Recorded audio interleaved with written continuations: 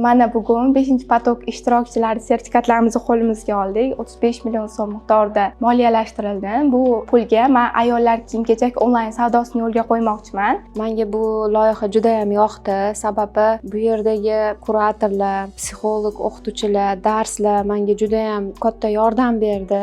Men biznes planga aylantirdim va buni topshirdim o'qishda va men ko'rib turganingizdek sertifikatga ega bo'ldim.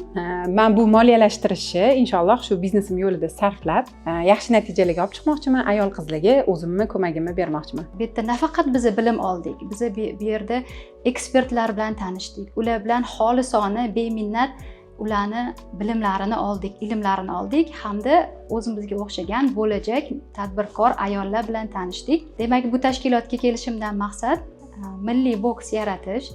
Inshaalloh biznesim uchun sarmoya olib, davlatimizga, jamiyatimizga estetik yondashuvni mana shu milliy bokslar orqali olib kirish niyatim bor.